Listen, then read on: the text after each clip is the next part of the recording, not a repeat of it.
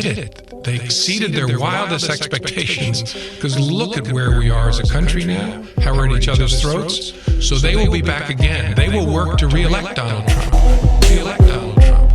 Re-elect Donald Trump. Re-elect Donald Trump. Re-elect Donald Trump. All right, let's talk about all of this with retired FBI Special Agent John Iannarelli and former Deputy Assistant Attorney General John Yoo. Welcome to you both. Thank you. Hi, Shannon.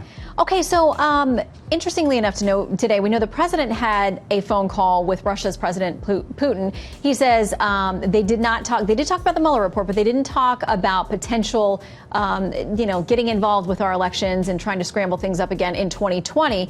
Well, FBI Director James Comey, former, is talking about this today. Here's what he said. And they not only did it, they exceeded their wildest expectations, because look at where we are as a country now, how we're at each other's throats. So they will be back again. They will work to re-elect Donald Trump. John Iannarelli, what do you make of this, the fact that President Trump, at least publicly, continues to say he's not talking with the Russian president about what happens next? I find it interesting that former Director Comey is going on and talking about what the president should and shouldn't be doing. Here's a guy that was fired from being director of the FBI, and yet he thinks it knows what it takes to be president. There's a methodology, I imagine, when you're working with world leaders of things you say and don't say at certain times. A former director who was disgraced and removed from the job is not the person who should be counseling us on what the president should be doing. In the meantime, we know the president's also talking, as he did with our own Catherine Herridge last night, about this investigating the investigators, looking back to the origins of what sparked this whole thing. The attorney general has said the same. And a lot of folks are debating about whether or not the FBI actually briefed the president about this during the campaign. From the House Permanent Select Committee on Intelligence, the report they put out on the Russian active measures back in March of last year, this is what they said. The committee found that the Trump campaign was not notified that members of the campaign were potential counterintelligence concerns. This lack of notification meant that the campaign was unable to address the problems with each campaign member and was ignorant about the potential national security concerns. John Yoo, what do you make of that? It's very strange that the FBI would not have conducted what's called, quote unquote, a defensive briefing when they would notify the campaign that they would undertake some counterintelligence.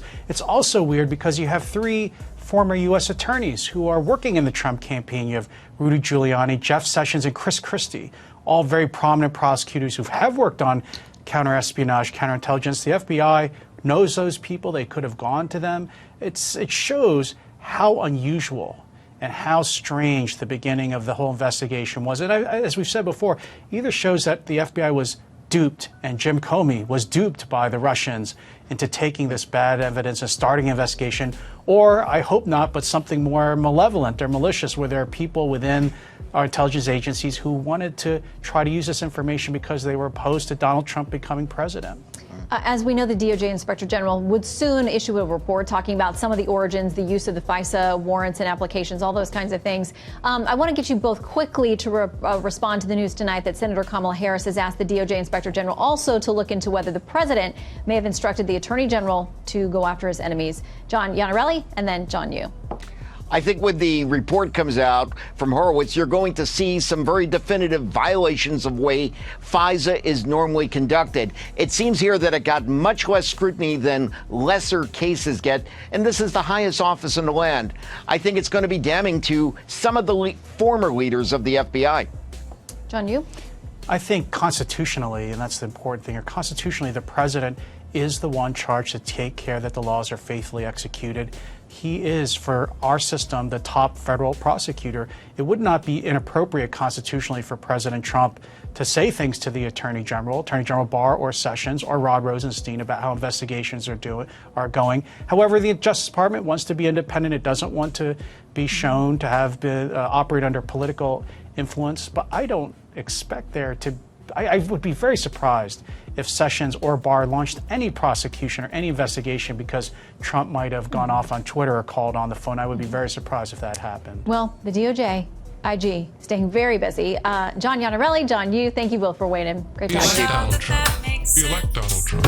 You elect Donald Trump. You elect Donald Trump.